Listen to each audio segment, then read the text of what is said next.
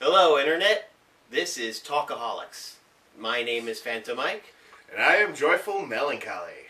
And this is the show where we talk about, well, anything I can think of, or Yes. any of us could think of. Movie reviews, discussions of television, or just pretty much anything I can think of. Well, anyway, this show is going to focus on a movie review that we recently saw, well, a couple weeks ago. Guaranteed you cannot guess what movie we'll be reviewing. I wonder what movie we will be looking at.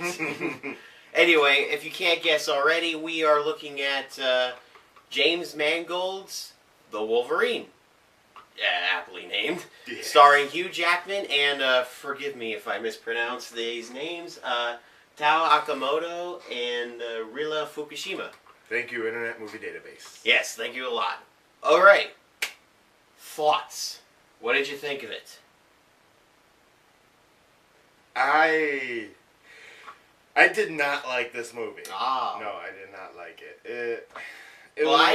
I found it passable, but yeah, what's wrong with it? Well, the problem is I'm not a Wolverine fan, so I went into this movie thinking, oh great, it's another Wolverine. It's another X-Men I know, because movie. that's so worked out the last time. Yeah, but I mean, I wasn't even a big fan of First Class.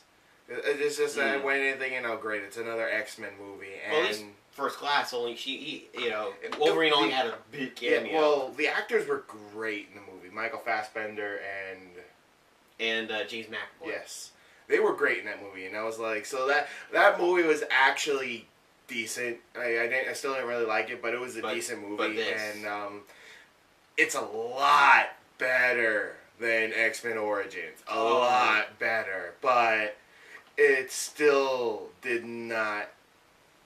The thing is, I thought it was passable. I enjoyed myself. I liked the fact that they slowed down a lot, had some good character moments. But yeah, I didn't think it was the best that this franchise has, created. But at least it wasn't the worst that this franchise has created. Yeah, so thank goodness for that. Yeah, at least with Man of Steel, I went in that movie not too big on Superman, but left loving Superman. Where here, I went in not too big on Wolverine, and I left still not caring about Wolverine. Well, I mean, here's the thing. First of all, at least the CGI was good. I mean, in Origins, the damn claws look so fake. Especially when he's first learned, using them in that bathroom sequence. They look like cartoons, and they were kind of jittery. Yeah. And they were kind of plastic looking. The CGI was just awful. Yeah. At least here, they actually, did some work on it. The train sequence was pretty good. Oh, train sequence. Bullet train. The best part of the movie. I can go as far as saying that was the best part of it. I actually enjoyed myself watching this is based on one of the best comics in the Wolverine X-Men franchise. Going over to Japan, It's more like... so loosely based off of it, we just needed a I guess we should get this out of the way before we go any further. I think there's going to be a lot of spoilers. Spoiler alert in this movie, because I want to start discussing about certain, parts of the story. So, yeah, spoiler alert. Anyway, so the movie's essentially about the Wolverine. He's after the events of X-Men 3, which, has traumatized him. I think, as many reviewers have said, we're all pretty traumatized from the last day. And he's wandering around as Mr. Bearded Hobo. Yes. And he's picked up by Yukio. Looks like me on a bad day. Yeah, Yukio finds him because her master, Yashida, the evil... Oh, I shouldn't say that, because we don't know that yet. No, the evil corporate tycoon, Yashida, is looking for him to essentially take away his healing factor, to give it to himself, because he doesn't want to die.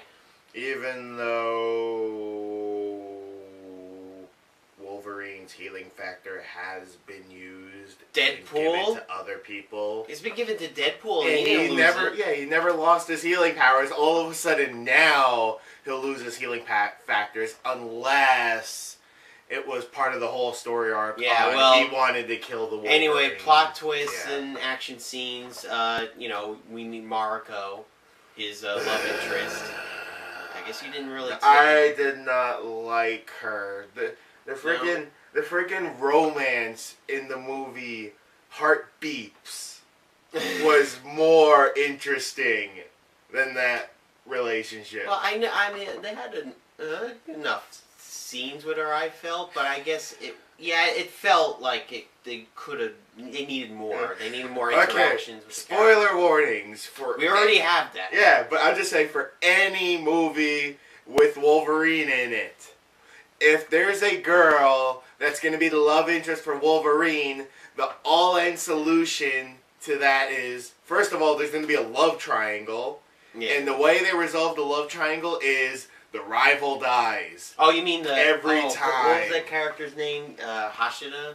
Yeah. Yeah, you mean the character that has absolutely no importance to the story whatsoever at all? Yeah, I think it's Yashida. It was the way this character was made out was he was just completely made up, not from the original story. Well, poof. I think Yashida was originally the Silver Samurai. Exactly. You know, but the way the movie makes it.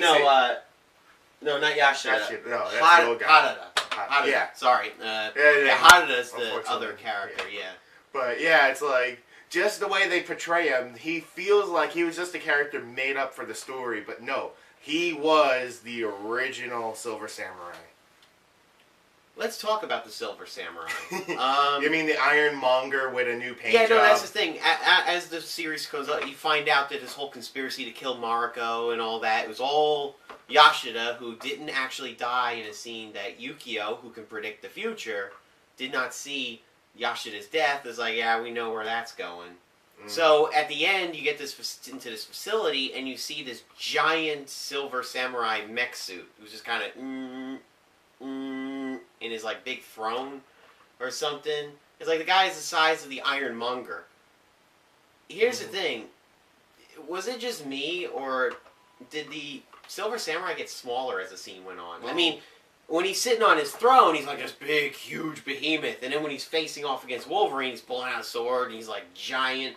And then when he's got Wolverine pinned down, he's draining the life out of him through his bone claws.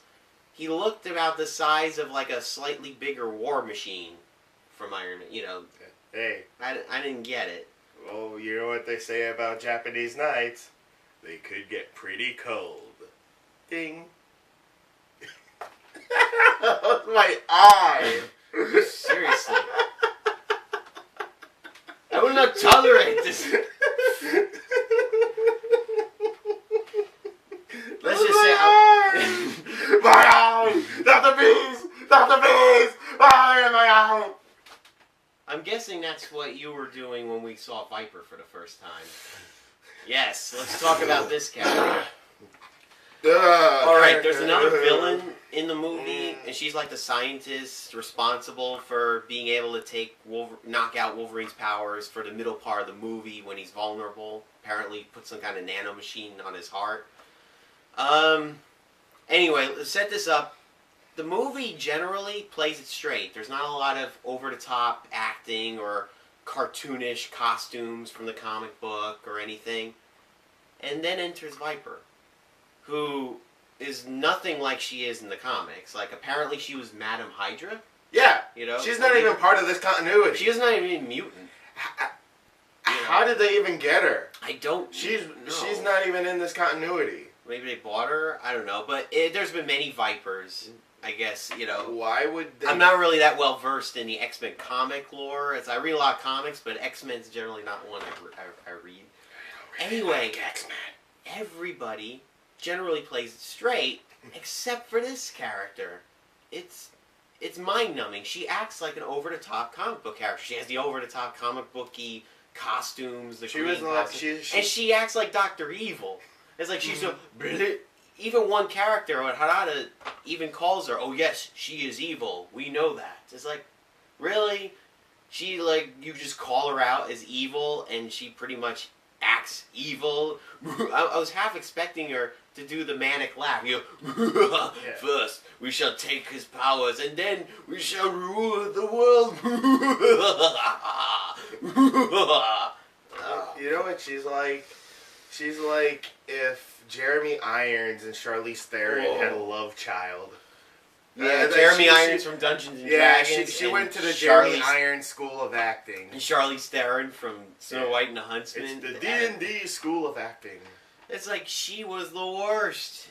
And then her powers, like, she has multiple snake powers. She can throw venom and then take it away anytime. Or she can inject people with stuff and change her shape and tear her skin off when she dies. And I don't get it. Yeah, it doesn't make it. Too many powers. Do they feel like, there was not enough mutants in this movie?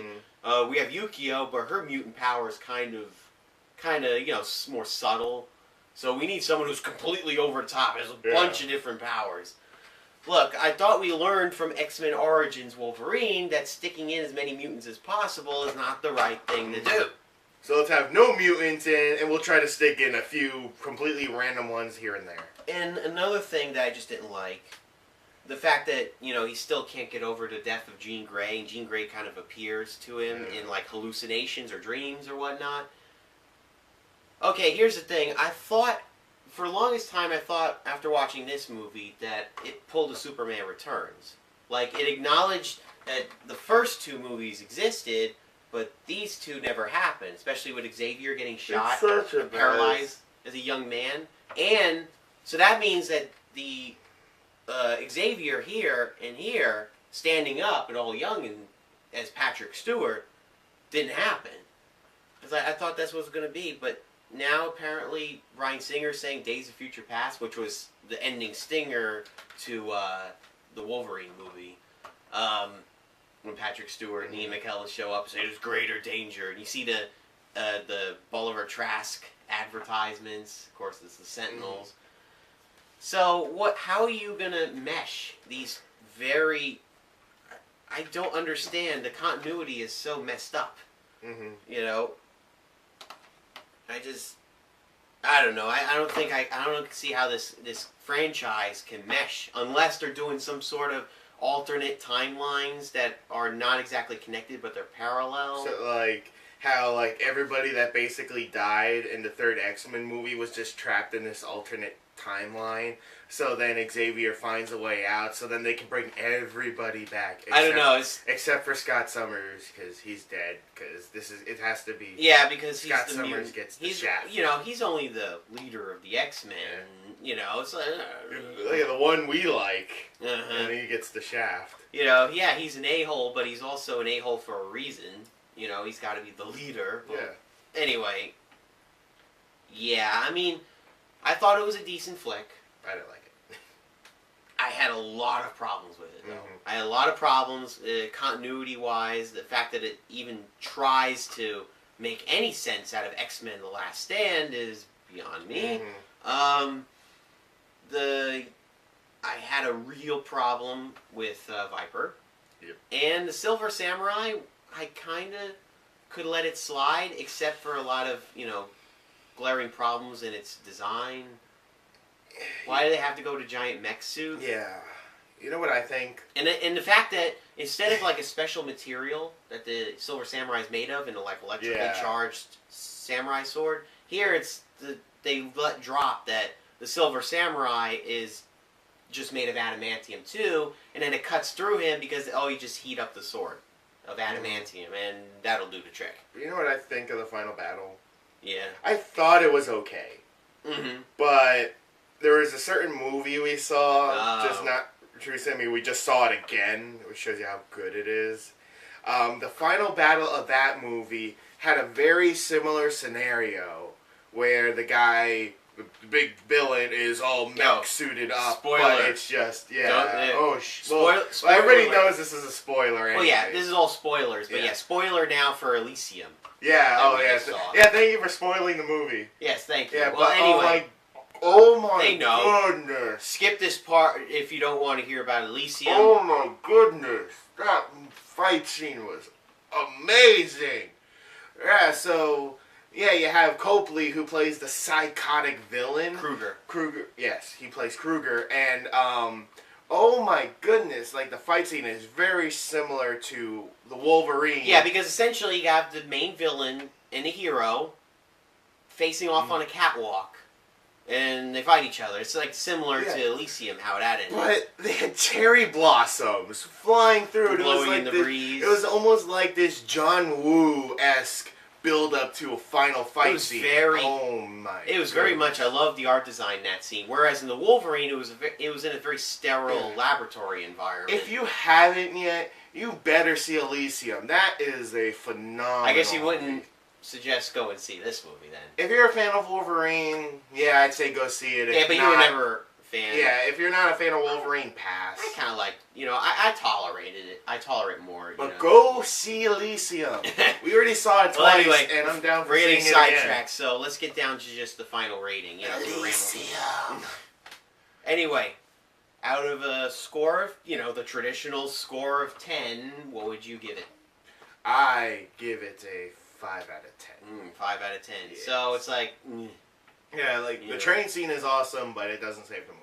Yeah, I'm a little bit more lenient. I would give it a 6 out of 10. It's a decent movie. I didn't find myself killing myself in, certain films of the franchise. Mm-hmm. But overall, it was alright. It was alright, yeah. Go see Elysium.